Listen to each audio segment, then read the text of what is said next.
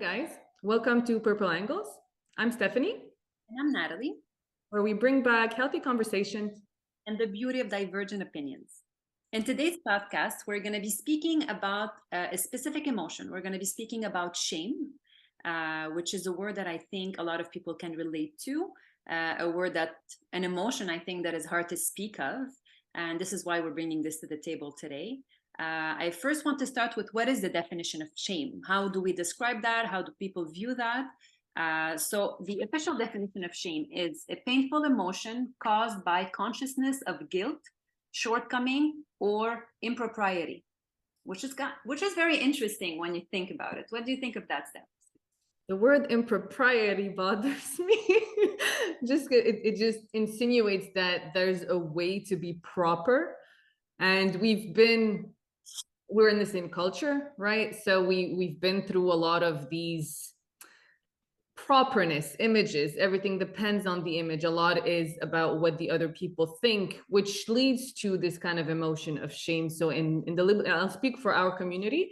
A lot depends on what people think in terms of all spheres of life. So from career decision, there's a proper image to respect, like the top. And we hear this often, like doctor, pharmacist, lawyer, engineer is good. So what is proper versus improper? We also see it in giving, and that there's no boundaries. So you're a good person if you give, even if it's to your own detriment. So there's no boundary. There's a perception of what is proper, again, in that sense.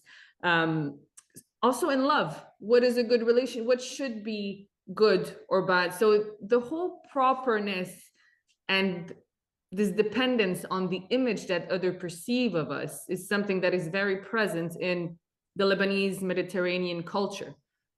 What do you have to say about that?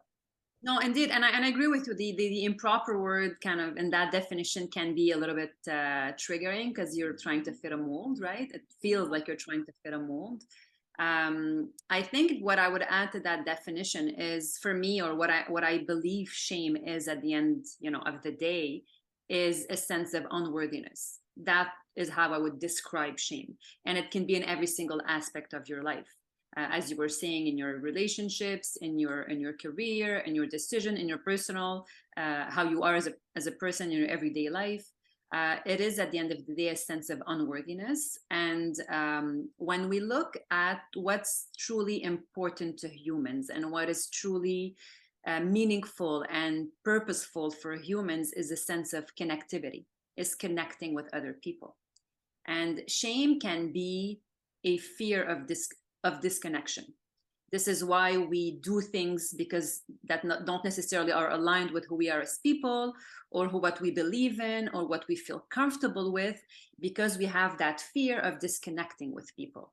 And we need to feel connected as humans to be able to feel worthy. So shame it is very cultural. It is very related to our culture as Middle Eastern women.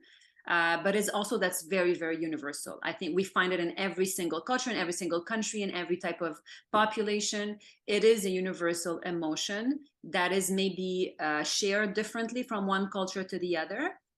And I would love to hear a little bit your experience when it comes to how did you kind of live, or how did you experience shame growing up or in our culture?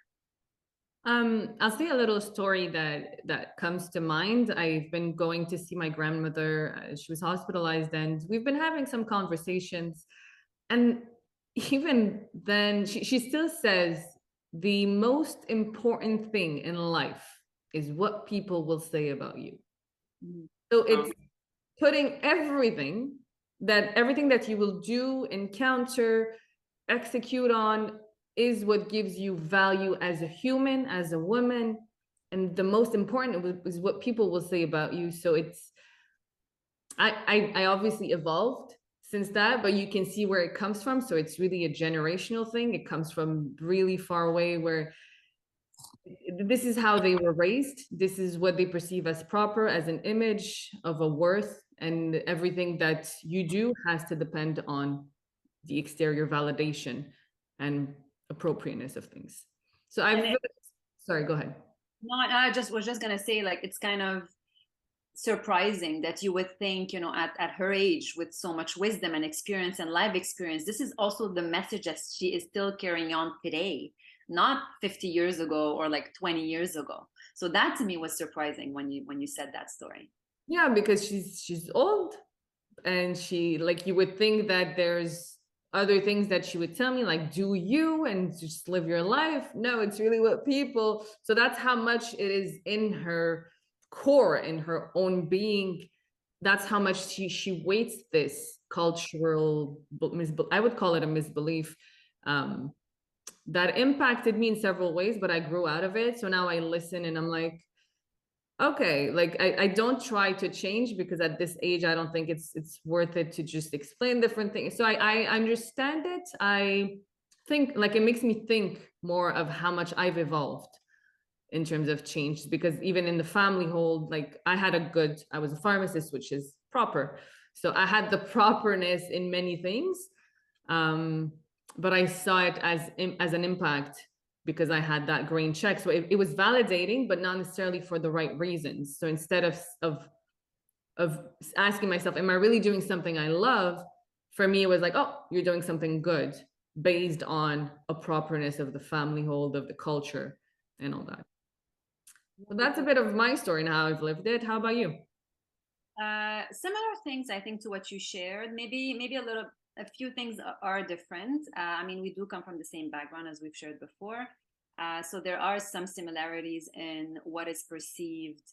I'm gonna say perfect for me. I think the sense of perfection has been heavily implemented. I would say, like, shared with me as a young child. The importance of kind of being perfect in every aspect, how you behave, how you show up, how you look, what kind of job you have, what kind of relationship you're in, how you speak to other people, how you are in public. So there was a lot of emphasis on always looking perfect, or showing that you are kind of successful. I'm going to really say this in this way, but what does success mean, right? Successful in the culture's eyes, what they define as success.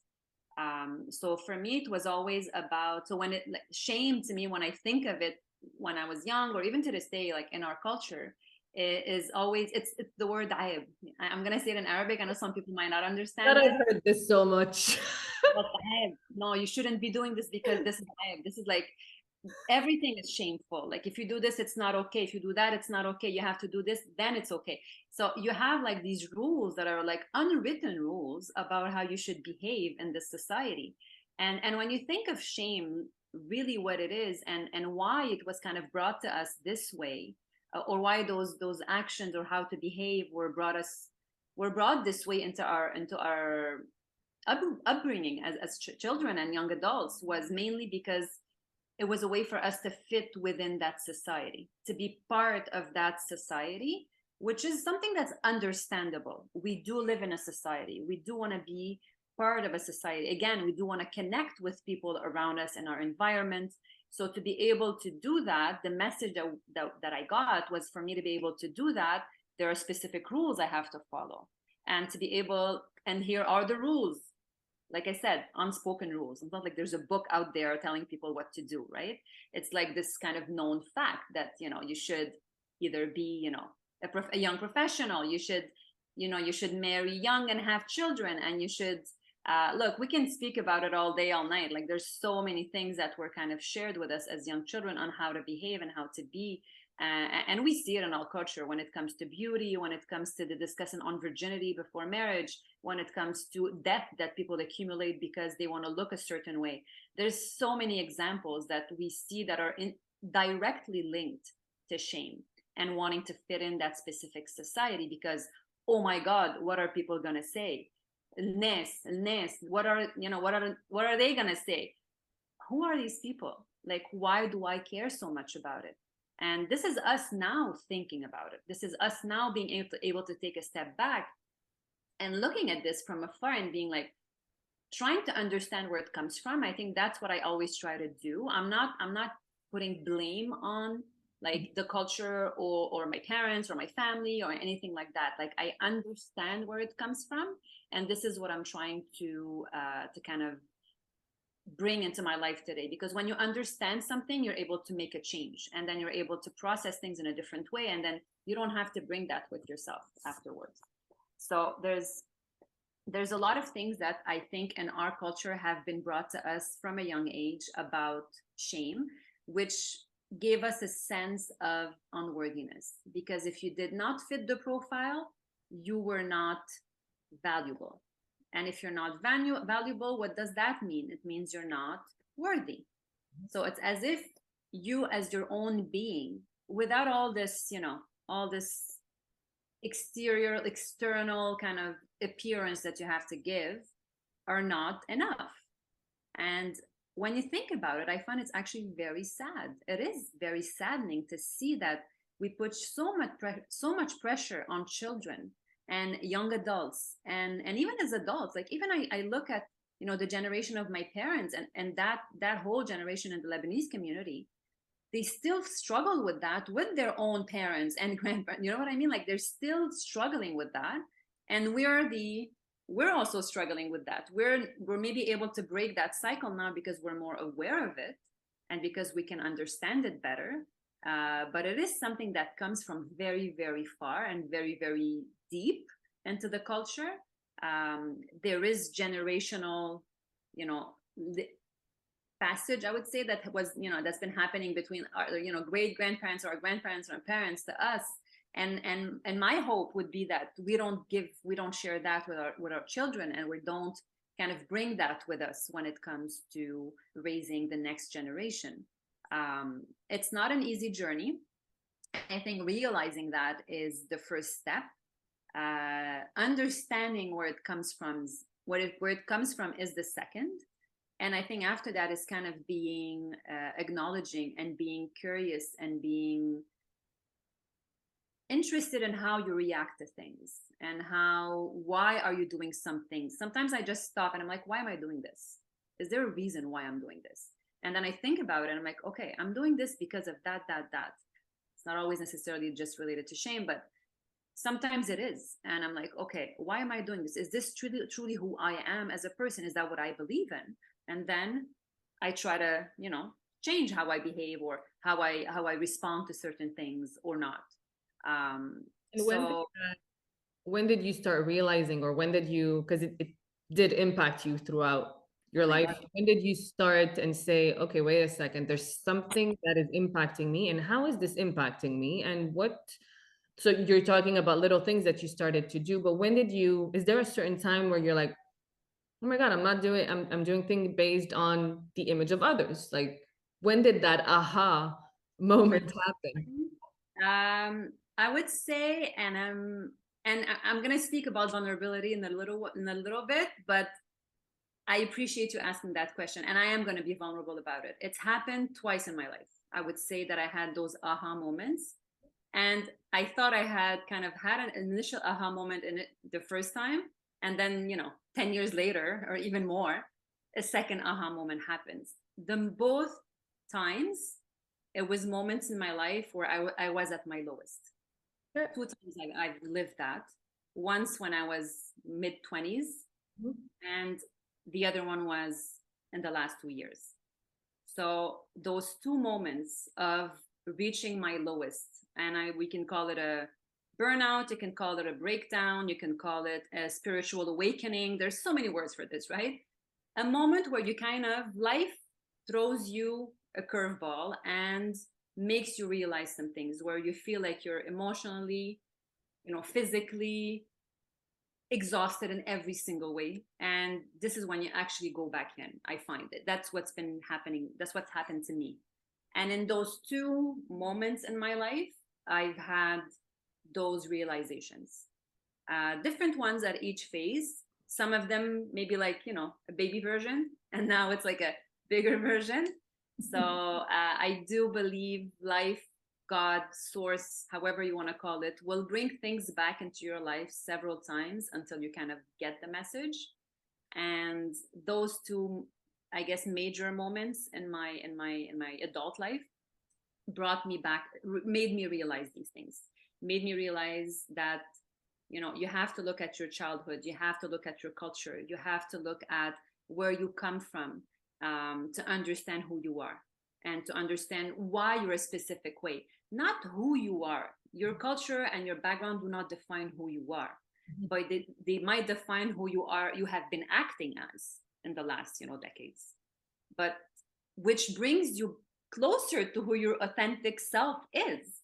So so yes, I would say those two moments, mid-20s to in the last 2 years, a lot of growth has happened with those turning points in my life.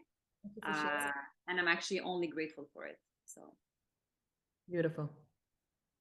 So I'll say my side of a bit of the experience, because I've had lows as well where I realized that I'm not living who I am, I'm living to the image of the culture. There's something I do have to say, there's something in me, and I don't know why, since I was a kid, maybe because I was like good, you know, there's a good portion of the image that I had kind of innate in a way, like, okay, I'm good in school, so I don't have to go, like, that's a check. I chose a career that was validated by the culture, check. So it allowed me to have that sort of balance a little bit. But I unfortunately, it created this detachment regarding the culture. There's something I wasn't related to, because it was so about the image, and I'm like, this is so not me. I don't buy things when I don't have the money for it. I don't buy it just to show people that I own something when I don't. Like, for me, it was constant lying, which made me have almost a resentment towards the culture, which I had to revise and rework on, because I'm like, okay, not everyone is the same. Maybe it's not them, their fault, and this and that, and understanding where it comes from, rather than hating the whole culture. Because I've never been to Lebanon yet, because it didn't call me yet. And I think a good portion of it is because of that fakeness that I believe. And again, that's based on what I know. It's maybe completely wrong. Not everyone is the same. I can't put everyone in the same basket, but we're talking about the subject that impacted me in a sense that I was completely the opposite. Like, I couldn't care less what people would think of me, which allowed me to do a lot. Not in the beginning, but at some point I started asking myself, and especially when I had my first startup and when it failed, I'm like, oh, now it doesn't fit the image. It's improper. I was not validated. Nothing was working out. So I had to re-question my whole worth as a human. And re-questioning that makes into perspective, puts your whole identity into perspective. And you're like, okay, I have to detach from a lot of different things in terms of shame with the image, what people perceive, what is my definition, what is the culture's definition, what's the difference, which one is best, what there's a lot of questions that you have to dive into to understand, like, what's my say, and is my say, even though I think it's mine, even impacted? Is it really mine? So it's really deep to have to understand that. But shame did impact me in a way where I like to push people to not care about what people think. It gave me that, almost the anger that it kind of created in seeing people depending so much on other people, made me lift and try to push people to not care and give them that validation from an exterior point. I'm like, no, it's fine. Like, I push you to do that. So giving them that what they're looking for in terms of culture fitting, I'm trying to give it in another way, so they feel that they don't have to follow the norms to actually be who they are. So it affected me in a different way, which changed a lot of my perspective on different things. But it is something that is deep in different culture and in humanity in terms of wanting to belong. oh, So totally. And what I would like to kind of to add to that, what you're sharing is, I think it's important for, I mean, I'm gonna speak for myself, but what I would like people to know is that initially when you start looking back and kind of understanding where things come from, and you know how maybe you were not in the best, you know, you were not taught the best things, or kind of put that pressure on early on to be a specific way, to act a certain way. At first, you might feel a lot of anger, a lot of resentment, a lot of frustration, towards the people that did that to you, towards the culture that did that to you. There is a sense of detachment that happens initially because you're like, you're mad. You're pretty much mad that like this happened to you. And that's normal. It's normal to feel that initially, and it's something that will evolve. When you start understanding where it comes from, and that's why I was sharing that earlier, look, awareness is the first thing, then understanding allows you to have more compassion towards the people that brought you up, the environment you were in, the people that were around you that kind of were saying these things, pushing you to do these things, and you have more compassion because you understand where it's coming from them. It's also coming from their own conditioning and their own childhood and their own the culture, the impact of that culture on them, or also their circumstances they were living in. I mean, we also have to remember, and I'm going to speak specifically about like the Lebanese community. We've been through war several times, multiple times, and we're talking, this has huge impact on a society. And the fact that our parents or our grandparents went through that has an impact on how they're going to be raising us and how the society evolves and what good is and what success is. And that's another conversation we can have entirely, like on the impact of the Lebanese culture on shame and on every kind of emotion related, the guilt phase, the beauty related to the Lebanese people, the fakeness you were talking about. Once you understand where it comes from a little bit more, you have more compassion towards these people, towards your culture. And I think that detachment might not feel as strong. And then there's a balance phase that starts to happen. Like you understand, you're aware, you understand, you have compassion, and then you're like, okay, the best thing I can do is work on myself and bring that change within my community, which is the Lebanese community, which is the ethnic community, which is the world community. It's everybody around you.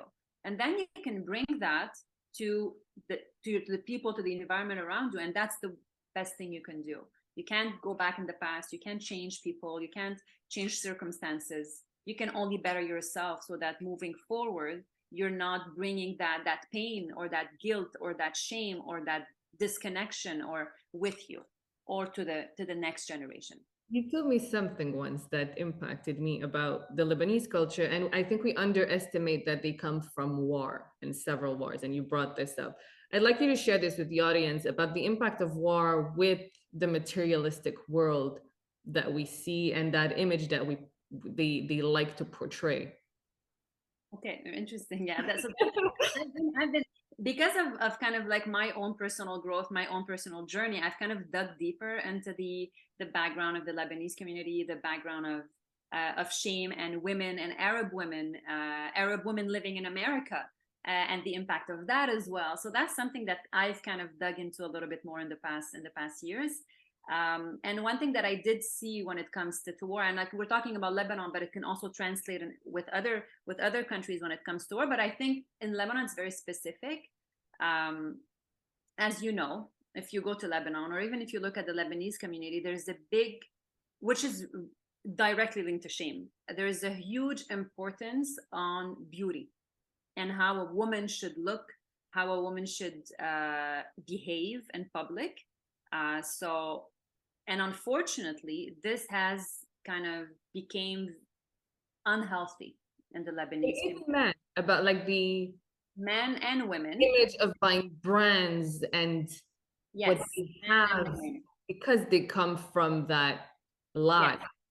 Yes. So what happens is that we see in the culture today, and it's very easy to judge. It's very easy to look at the community and be like, oh my God, she's had that many surgeries, and he's done this, he's buying this Ferrari, or he's buying this car and he has no money in the bank account, or he's wearing like a name brand every single day and showing off his car and his house and his trophy wife and all that stuff. And like and women, you go to Lebanon, and even like in the Lebanese community around the world, but like you go to Lebanon, you'll see the number of like beauty surgeries that are done, like aesthetics that are happening. It's actually common. It's like very, very common at a young age, very well known, very obvious. You can even get a loan at the bank to get a surgery, a beauty surgery. I'm not talking like a life-saving surgery, I'm talking beauty surgery. You can get a loan specifically for that. It's to that extent. That's how much they value appearance. So because beauty and because how you look like and what they define as successful. So success is going to be defined a lot about how much money you have. So that is usually how it's portrayed, like what type of car you have, what type of house you have, what type of clothes you're wearing, if you're wearing brand names or not, what are the shoes you're wearing, what's the bag that you're holding. All those things have a huge priority and importance within the Lebanese culture. So that's the kind of give how, people that are not Lebanese, that don't know a lot about that specific community, it's something that we see. It's very obvious. It's very well known. It's not, I'm not saying something, special here. It's known within the community. It's very easy to see. Now, when you look back and you try to understand where that comes from, this is where it's interesting. Because when you look at the impact of war on people and on communities and on cultures, you see that the change in the Lebanese community happened a lot after the last war we had, like the civil war we had in the 80s. So, and even, I mean, once before, but it was not as much of an importance up until the last, let's say, 50 years. Okay. So what we've seen with war is that after the war, the way the psyche reacts and the way society reacts unconsciously, and this is not conscious, because you've been through war and through no means and through very difficult times, and you've been through poverty. A lot of people went through poverty during those years, and it's not like a few years. It was many years. The impact on that on a society afterwards is that they need to feel like there's a sense of lack that has been created unconsciously in the psyche of that community. So what happens is that you find ways to kind of balance that. But now it went totally the opposite. It went totally the opposite. I mean, we could speak about this in another part, like the whole concept of this, but I wanted you to pinpoint this sense of lack, because it does, like, we see that shame is an emotion, but it could come from so much and so many other areas. So many, different factors can impact where it comes from. So culture is one of them, but like I said, it's something that's universal. It's everywhere. So every culture is different. So every culture is going to bring a different component to that. But shame is found everywhere. It's found in everybody, and not just culturally. It is something that we all feel, and unfortunately, I mean, it's not something we can get rid of. Of course, you can't get rid of all the negative emotions, but you can try to work better with them. But you did get better on something. So how about you share some tips or some tools that you use to actually overcome, how to overcome it? Yeah. Better understand what it is and kind of, and start to work on yourself. No, totally. So there's one person that I really love that speaks about shame a lot is Brene Brown, and she's a very well-known author, very well-known researcher as well. So she had a TEDx that was done in 2010, if I'm not mistaken, it's called The Power of Vulnerability, and it speaks about shame. And I believe that was the first time that someone was speaking about it with a large audience. Her TEDx went viral. It's been watched by like millions and millions of people now. Why? Because it reaches every single one of these people. So if there's one TEDx or video or YouTube that I would suggest would be Brene Brown's The Power of Vulnerability. She speaks a lot about shame. Like, she's done research, clinical research specifically on that.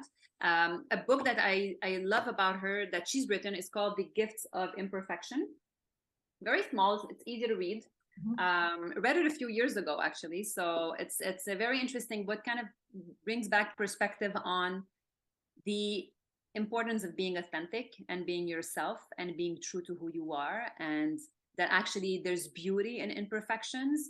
When a baby, is born, the first thing we say to them, oh my God, you're so perfect. Oh my God, the baby's perfect. And then they want them to be the perfect person and the perfect student and have the best grades and, go to the best university and then become the best, the best wife and husband. So we have this sense of perfection that is like common. It's very normal. Like, you look around, everybody does that, says those words, which puts a lot of pressure on everyone, on people to kind of be these things. And there's beauty in being yourself and in being authentic and being imperfect. And this is what she shares a lot about in this specific book. Now, the other one that I do want to share is a book that I read last year, in 2022. So it was a book it's called A Woman is No Man. by Etaf Rum. So it's not a book that like you'll see, you know, on like the best list. It is like a bestseller, but it's not very, very well known. Why specifically? And this one I would say for any culture, but specifically for our Arab American, North American women, I think is a book that is very powerful. It's the story of 3 generations of women and that are living in the United States that are Middle Eastern with a Middle Eastern background. So some of them were born in the Middle East, some were not, and you know, some were born in the States. And then you see the shame actually that happens. And for each story, for each generation, but also how you can be someone who's living through shame, but also engaging in shame with other people. And you are actually being the one doing that to other people. Sometimes we see shame as like, oh, like I'm a victim in a way, or I'm the one living it, or oh my God. But sometimes we're the ones responsible for it. And because of multiple, you know, cultural misbeliefs or how we were brought up, or a lot of different reasons. So it's a book that's very, very powerful. It was very it really affected me, and like when I read it, I related to it a lot. Some of the stories are not exactly, you know, the way we were brought up necessarily, but there's a lot of truth to it. And it's rare that you see books that are actually speaking about the Arab North American culture. It's not something that's very present in the literature in general, because I've searched, believe me, I've searched. And that one was actually one that I was, someone recommended it to me, and fell in love with the book. So I definitely recommend A Woman Is No Man. It goes beyond the shame conversation. It goes into, you know, transgenerational trauma, the secrecy, the judgment, the silencing that happens surrounding shame, that we do find a lot in our culture as well. We'll speak about this. We'll have Yes, another podcast about this totally. subject. I That's think something there's a I think lot that to would share. be. There's a lot to share about that. There's a lot to share about that. And then the last thing I think too, like I would like to share, something I discovered recently. It's an app. It's called Pace. So like it's a dot and then Pace. What's interesting about it, that's for people that, let's say, want to kind of learn more about expressing their emotions, expressing kind of like how they're feeling about things. Maybe they're going through that journey of discovery and awakening, and kind of, you know, revisiting things from the past. What's interesting about it is that's actually a place where you go and you have conversations with like 7 or 8 people you don't know, which is sometimes better than Yeah. people you know. Yeah. And there is like a counseling person kind of in charge of that conversation, but they do speak about different types of emotions. So shame is one of them. That's been one of their the subjects that they cover, but it's for anything related to mental health, but also just well-being in general. It's a good platform to be able to speak and express yourself, because as you know, shame is an emotion that oftentimes shuts us up and doesn't allow us to express our true selves. And I hope we were able to bring some type of clarity to that today, and allow people to kind of discover that voice and discover their authentic selves, and realize what shame can be and where it can come from, and how it doesn't define who you are. Thank you for sharing. The things that helped me. So I'm going to share 2 things before we close the podcast. Just to say how much shame and the image that you portray impacted me. I actually wrote a book, so The Thin Lines, which is build your self-worth and overcome the imposter in you. So it really dives into the image. It's my whole first startup journey, but it dives into the misperceptions of the image of what is proper and how to really be yourself, which is part of how to validate yourself instead of depending on others to validate you. And also something that helped me personally is diving into gratitude, but everyone knows the typical gratitude where you're like, okay, I'm grateful for my family, I'm grateful for my home. But this time I really revamped and revisited the gratitude towards myself. So what am I grateful for about myself, about my creativity? How am I kind? And like different values? Is there things that I am grateful for about my being rather than the exterior. So again, instead of focusing on the exterior, really going back on who you are to rebuild from within instead from outside in. So those are things that helped me. We're going to leave the links for all the books, the app, and everything in the comment section. So don't hesitate. Don't hesitate to send us any questions. Did you want to finish with something? Just wanted, yeah, one thing I think I would want to finish with and would want people to remember. We've spoken about shame and the negative sides of it and what shame is and the guilt and one thing to know about shame is that it doesn't exist if you speak about it, and it doesn't exist if you have empathy. And so showing empathy to someone that opens up to you will allow them to have less shame, and allowing yourself to speak up and share what things you feel shameful for or shameful about is a way to also kind of help you get away from that as much as possible. Thank you so much for this message. Thank you guys for tuning in. Make sure to subscribe and see you at the next podcast.